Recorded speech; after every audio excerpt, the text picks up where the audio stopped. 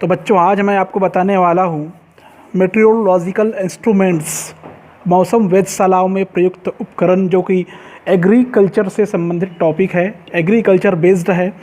जो बच्चे एग्रीकल्चर की पढ़ाई कर रहे हैं उनके लिए है। क्लास 11th से रिलेटेड ये टॉपिक है, उस बेस पे मैं इसको एक्सप्लेन करने जा रहा हूँ आपके सामने।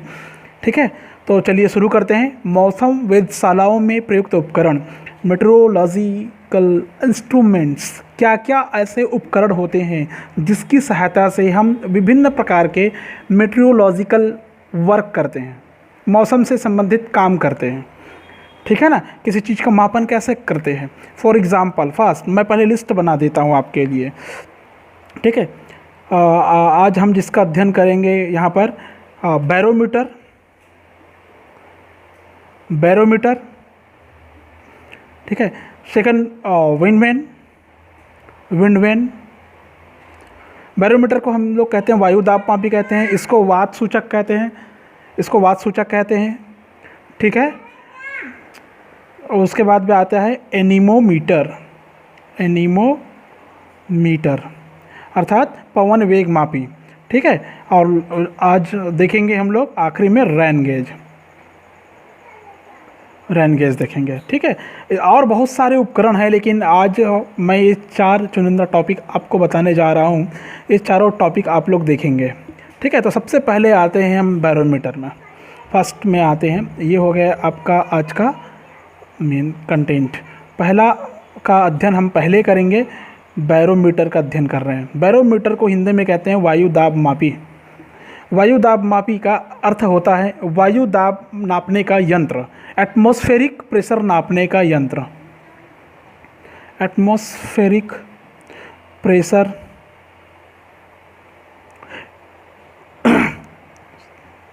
सिस्टम है, एक यंत्र है, एक उपकरण है। ठीक है, इसकी जो माप की इकाई होती है वो सेंटीमीटर में भी हो सकती है, मिलीमीटर में भी हो सकती है और इंच में भी हो सकती है। ठीक है, समझ में आया। जो मिलीमीटर होता है ये मिलीमीटर बार ऐसा करके बोलते हैं। हमको पता होना चाहिए, हम जितने हाई लेवल की ओर जाते हैं, ऊंचाई पर जाते जाते हैं, हाई माउंटेन, ऊपर पर्वत में चढ़ते जाएंगे तो एटमॉस्फेरिक प्रेशर है, एटमॉस्फेरिक प्रेशर ये घटते जाएगा, डिक्रीज़ होते जाएगा। ठीक है, लेकिन जैसे हम नीचे की तरफ जाते जाएंगे, लोअर पोजीशन की ओर जाते जाएंगे, निचले भूमि की निचली सतह की ओर जाते जाएंगे, ये जो एटमॉस्फेरिक प्रेशर है ये इंक्रीज़ होते जाता है, इंक्रीज़ होते जाता है। क्लियर है। तो मैं आपको बता दूं कि समुद्र के तल पर, तल मतलब निचले हिस्से पर, समुद्र तल पर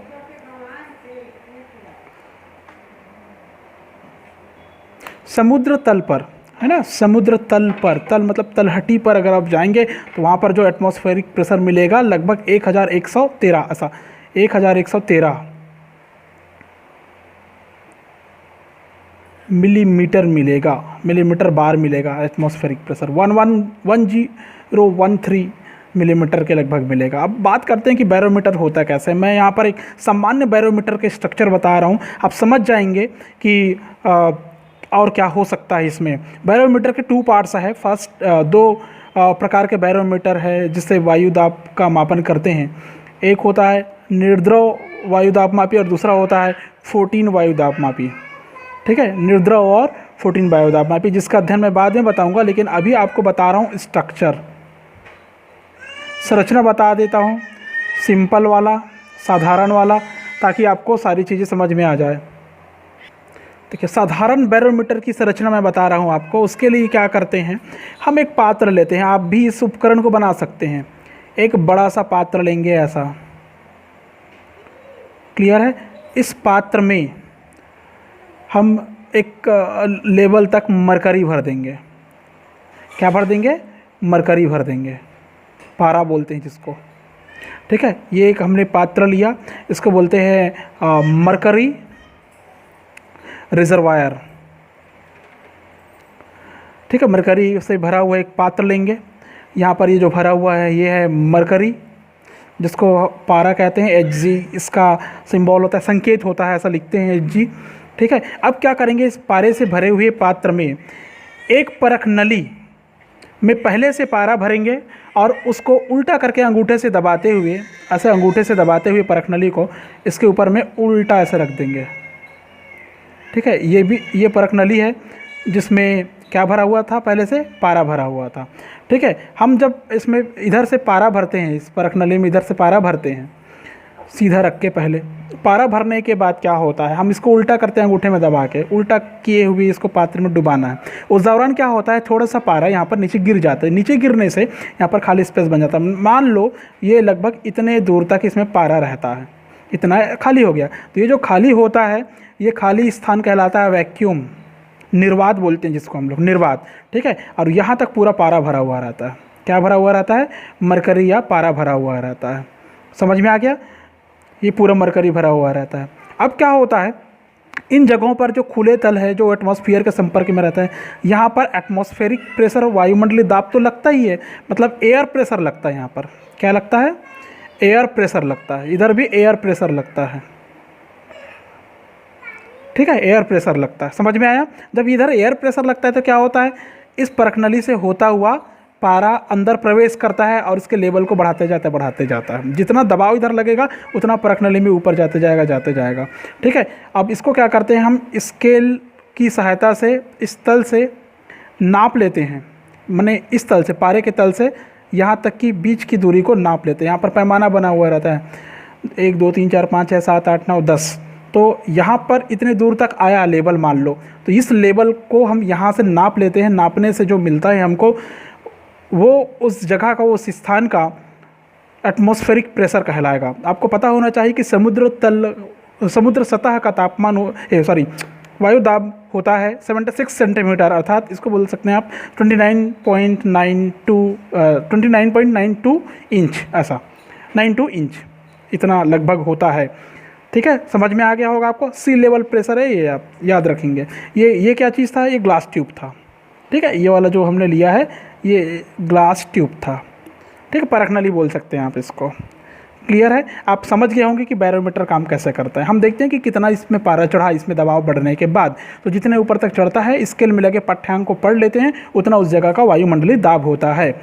उम्मीद करता हूँ कि ये बैरोमीटर आपको समझ में आया होगा। ठीक है, अब दूसरा देखिए, दूसरे में मैंने आपको बताया था विंड वेन बताया था। विंड वेन इसको बोलते हैं वात सूचक। वात सूचक में क्या होता है, डायग्राम से इसको स्पष्ट कर दूं मैं आपको। वात सूचक का मतलब होता है वायु की दिशा ज्ञात करने वाला यंत्र। ठीक है ना, वायु की दिशा जानने के लिए जिस यंत्र का हम प्रयोग करते हैं कि किधर से किधर वायु बह रहा है, वायु दिशा, डायरेक्शन ऑफ, अरे यार क्या बोलते हैं इसको, विंड वेन। ठीक है, सेकंड है विंड वेन, वायु सूचक, इसको बोलते हैं वायु सूचक कहते हैं। ठीक है, इसमें किसकी दिशा ज्ञात करते हैं हम, वायु की दिशा, डायरेक्शन ऑफ एयर,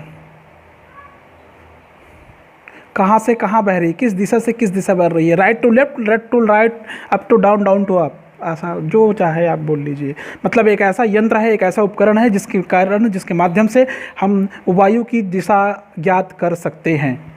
क्या ज्ञात कर सकते हैं, वायु की दिशा ज्ञात कर सकते हैं। देखिए इसकी बनावट देखिए, थोड़ा सा इसकी बनावट को मैं बता देता हूँ आपको।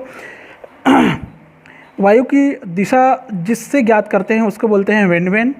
ठीक है, ये एक ऐसा लंबी कहना चाहिए एक्सिस या अक्ष लगा होता है। ठीक है, यहाँ पर एक वेदर कॉक लगा होता है, यहाँ पर इस जगह पर, ठीक है, ऊपरी हिस्से पर वेदर कॉक लगा होता है। और इसी जगह पर एक ऐसा उपकरण फिट रहता है, ये सीधा सीधा मैं खींच रहा हूँ इसको, ये ठीक है, वेदर कॉक बोलते हैं इसको, वेदर कॉक या दिशा निर्देशक बोलते हैं इसको। ये हो गया वेदर कॉक आपका, क्या हो गया, वेदर कॉक, ये नुकीला हिस्सा इसका। ठीक है, और इधर वाला जो हिस्सा है वो पूंछ वाला हिस्सा है। कौन सा वाला हिस्सा है, पूंछ वाला हिस्सा। ये जो पूंछ वाला हिस्सा है, इस पूंछ वाले हिस्से में ही आपको पता चल जाएगा कि हवा किधर से किधर बह रही है। ये हो गया नोक, मैं ये कह रहा था कि इसमें एक वेदर कॉक लगा रहता है जो वायु की दिशा निर्धारक होता है। दो भाग होते हैं इसमें, ये वाला जो नुकीला वाला हिस्सा है, ये वाला हिस्सा, नोक वाला हिस्सा, और ये वाला टेल वाला हिस्सा। इसको मैं कह देता हूँ हेड कह देता हूँ, निडल पॉइंट, और इसको टेल कहते हैं अपन, पुंज। ठीक है, हेड और टेल। ये इसके नीचे में ठीक दिशा सूचक लगा रहता है। दिशा सूचक मतलब ये बिल्कुल ऐसा फिट रहता है, ये इस प्रकार का फिट रहता है ऐसा, नॉर्थ साउथ, ये मतलब उस दिशा को दर्शाएगा, नॉर्थ साउथ ईस्ट और वेस्ट, इस दिशा को दर्शाएगा, ईस्ट वेस्ट। ठीक है, मतलब ये भी उसी, ये एक तरह सेट रहता है, ये सेट है एक जगह और फिक्स है। लेकिन ये जो वेदर कॉक यहाँ पर लगा हुआ है, ये चारों तरफ घूमने में सक्षम है, घूम सकता है। ठीक है, इसका जो नुकीला हिस्सा होता है, वेदर कॉक का जो मुख होता है, ये हमेशा वायु की दिशा की ओर इंगित करता है, वायु को दिशा, एयर फ्लो, मैं यहाँ पर ऐसा लिखता हूँ, एयर फ्लो वायु के बहाव को इंगित करता है, निर्देशित करता है। और ये जो टेल है, इस दिशा से आ रही है, इस ऐसा होता है वायु, इस दिशा से आ रही है एयर, इधर से आके ऐसे जा रही है। अब समझ गए होंगे वायु किस दिशा में प्रवाहित हो रही है वो। ठीक है, ये एक धुरी पर लगा हुआ रहता है, इस प्रकार लगा रहता है कि आसानी से वो घूम सके। अब धुरी कैसे रहती है? ट्राईपॉड सभी जानते हैं ट्राईपॉड क्या होता है। आजकल सभी कैमरा बहुत चलाते हैं, मोबाइल चलाते हैं। ठीक है, तो ये बिल्कुल ज़मीन में ऐसा धंसा हुआ गड़ा हुआ रहता है। इसको ऐसे आधार चारों तरफ से ऐसा पकड़ के रखते हैं, ऐसा ये ज़मीन में फिट रहता है, ये ज़मीन में फिक्स्ड रहता है। ठीक है, समझ रहे हो आप लोग? जब वायु तेज़ी से बहेगी और नहीं भी बहेगी तो कोई दिक्कत वाली बात नहीं है, सिर्फ आपको वायु की दिशा इससे ज्ञात करनी है, इससे पता चल जाता है। अब क्या होता है, कभी कभी किसी जो विंड वैन रहता है उसमें डिग्री लिखा जाता है, मतलब जीरो, इसमें यहाँ पर एक पैमाना बना हुआ रहता है, यहाँ पर माने ये जो दिशा है ना, यहाँ पर एक पैमाना बना रहेगा, 0 डिग्री से 360 डिग्री, इतना चारों तरफ घूम रहा है, मतलब 360 डिग्री हो गया। ठीक है, इसके अनुसार अब अगर आपको केवल दिशा ज्ञात करना है, कौन सा दिशा? चार दिशा ज्ञात करना है, तो एक को 0 डिग्री बोलेंगे, दूसरे को 0 या 360 बोलेंगे आप, 360 डिग्री, 360, 90 डिग्री बोलेंगे, 180 डिग्री, एंड देन 270 डिग्री बोलेंगे। ठीक है, अगर 360 डिग्री है तो ये दर्शाएगा नॉर्थ को। किसको दर्शाएगा? नॉर्थ को। अगर 90 डिग्री है तो ये दर्शाएगा ईस्ट को। अगर 180 डिग्री है तो ये दर्शाएगा साउथ को, साउथ ईस्ट। और 270 डिग्री अगर है तो वो दर्शाएगा किसको? एक बज गया आपका, किसको? वेस्ट को दर्शाता है। क्लियर है? इस प्रकार की इसमें निर्देशक लगे होते हैं, इसको देखकर आप जान सकते हैं कि किस दिशा से किस दिशा तक बह रही है। ठीक है, इसमें जो पार्टीशन हुआ रहता है दिक्सूचक यंत्र में, 4 दिशा तो रहती है, लेकिन 4, 8, 16, 32 की दिशा में भी रह सकती है ये। जैसे 2 दिशा के बीच, अब इधर का दिशा है पूरब उत्तर, उत्तर पश्चिम, पश्चिम दक्षिण, दक्षिण पूरब, ऐसा इस प्रकार की भी दिशा इसमें होती है, ज्ञात की जाती है। ठीक है, और तीसरा स्ट्रक्चर में आ जाइए। आपको मैं तीसरा नंबर का उपकरण बता रहा हूँ। तीसरा में मैंने आपको बताया था एनीमोमीटर, थर्ड में। ठीक है, 2 समझ में आ गया होगा आपको। एनीमोमीटर बता रहा हूँ आपको, एनीमोमीटर। एनीमोमीटर जो होता है, ये एनीमोमीटर का मतलब क्या होता है? पवन वेग मापी, वेलोसिटी ऑफ वाइन या विंड, वायु की गति निर्धारक, गति मापने का यंत्र होता है। वायु की गति मापने के लिए जिस उपकरण का हम उपयोग करते हैं उसे कहते हैं एनीमोमीटर। इसके लिए एग्जैक्ट डेफिनेशन कुछ इस प्रकार से बन सकता है, अगर आप चाहें तो, जिस उपकरण से पृथ्वी तल पर पवन के वेग को मापा जाता है, जिस उपकरण से पृथ्वी तल पर पवन के वेग को मापा जाता है, गति को मापा जाता है, उस उपकरण को एनीमोमीटर या पवन वेग मापी कहते हैं। ठीक है, समझ में आया? इसमें पवन के बल को भी माप सकते हैं। सबसे पहले इसका अगर किसी ने निर्माण किया था तो 1846 में एक साइंटिस्ट था, नाम था उनका जॉन थॉमस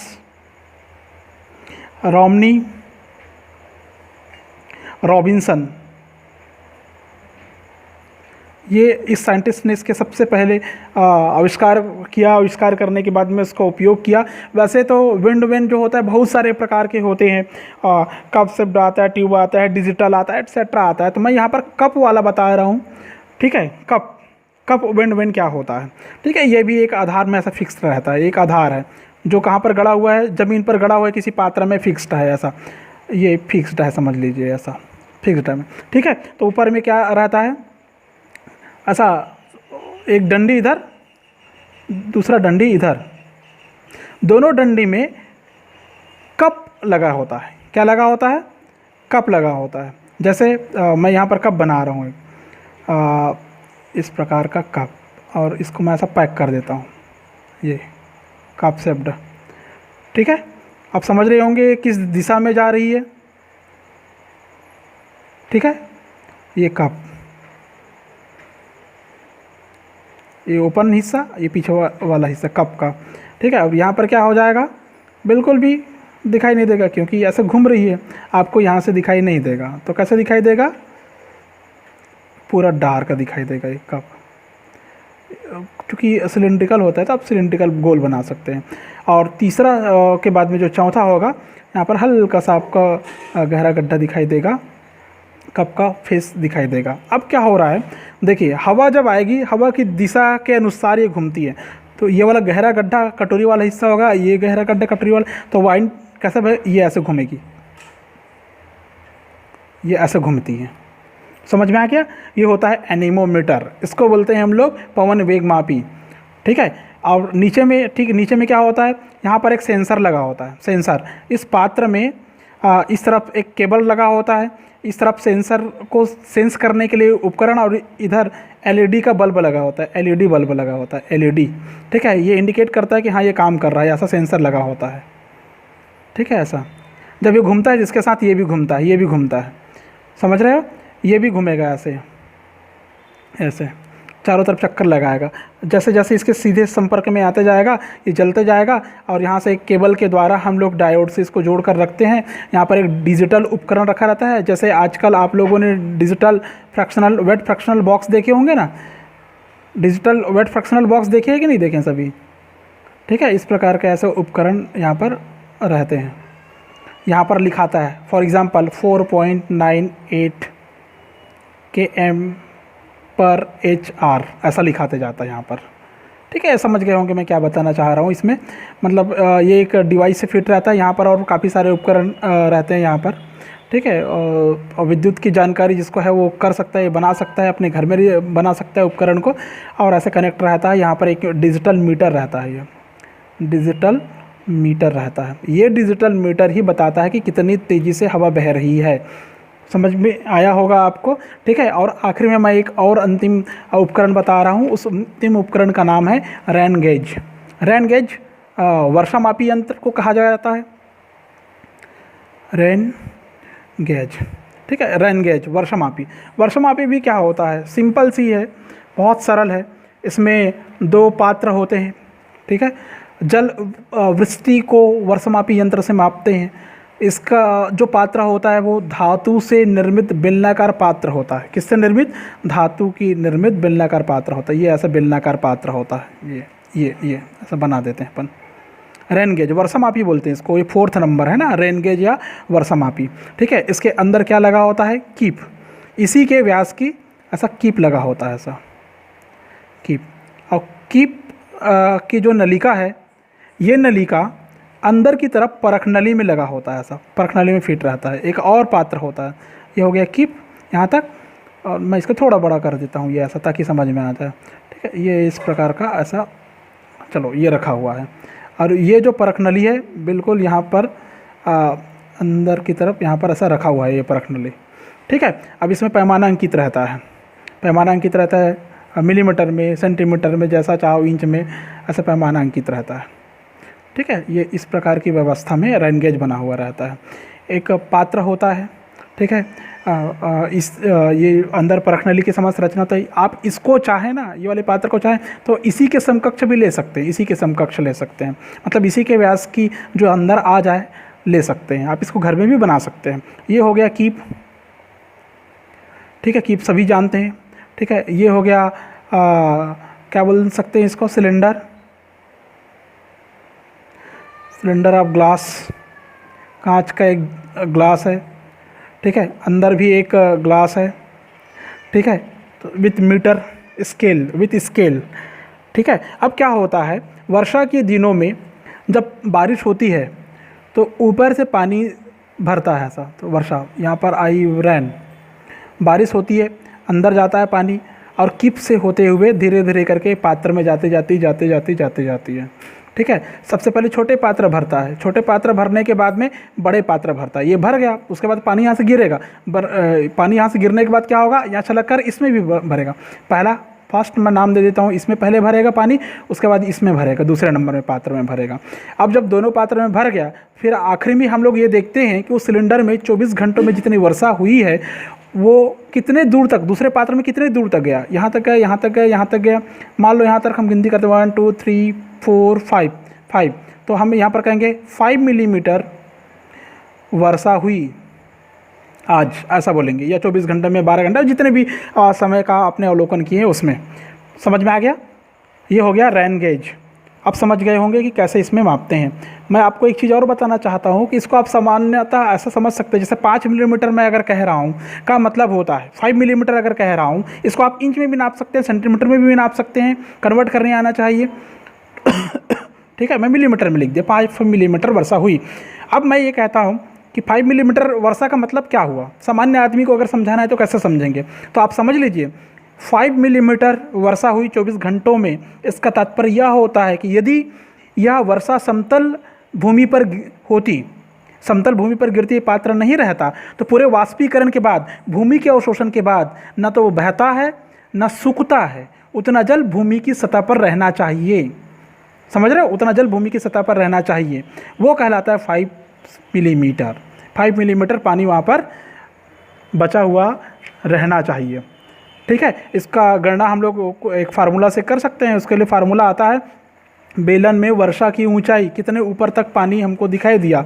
ठीक है, उसके लिए फार्मूला यही बनता है, कीप का व्यास अपान बेलन का व्यास, बेलन का व्यास का होल स्क्वायर। इस फार्मूला से हम आसानी से कितनी वर्षा हुई दिन में वो नाप सकते हैं, वर्षा का मापन कर सकते हैं। ठीक है, आज के वीडियो में बस इतना ही। अगर ये वीडियो आपको समझ में आया होगा तो अच्छी बात है, नहीं आया तो मुझे ज़रूर बताएंगे, नेक्स्ट वीडियो में फिर से लेकर आऊँगा। ठीक है, तब तक के लिए सबको बाय और थैंक यू।